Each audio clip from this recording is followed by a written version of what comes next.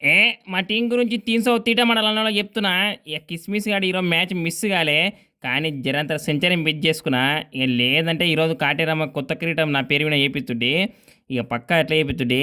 ఇక మా టీంలోకించి ఇద్దరు సినిమాలను తీసేసినాం. కొత్తోళ్ళని పరుపులు నైట్కి పుల్లు గుద్దిండు.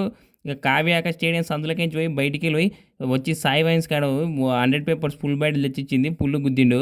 ఇదంతా మాకు ఈ విషయం ఎవరు చెప్పినంటే ఇక హర్షల్ పటేల్ నైట్కు టీంలోకి వెళ్ళి చేసినామని నైట్కి గుద్దుదామని బయటకు పోయాడు కానీ సందులోకించి కావ్య టీ షర్ట్ చూసి సాయి వైన్స్ దాకా ఫాలో అయ్యాడు. ఇక అంత విషయం అంతా మాకు చెప్పేసిండు. ఇక ఎట్లయితే ఏంది ఓ పక్క అయితే లాస్ట్లో రెడ్డి నూకి పడేసిండు. రెడ్డి రెచ్చిపోయాడు. ఇక హుసేన్లా వేసి పడేసిండు మా టీంలోకి వెళ్ళి. కొత్త వాళ్ళు ఇద్దరు పని పట్టిరు మంచిగా ఆర్ఆర్ వాళ్ళది. ఇక చూసుకోండి. ఇక ఆయన జరంత లాస్ట్లో పెరేరా గారు బెదిరించినా కానీ ఇక మేము లెక్క చేయలే వేసి పడేసినాం వికెట్. ఇక చూసుకోండి. ఇక ఇద్దరు కొత్త బౌలర్లను దింపినాం. బౌలింగ్ ఇట్లా గట్టిగా అయిపోయింది. కమిన్స్ అని వస్తాడు. ఇక నూకుతాం ఇంకా అందరం ఒకరొకరిని. పక్కా వచ్చే మ్యాచ్లన్నీ మేము గెలుస్తాం చూసుకుంటున్నాండి.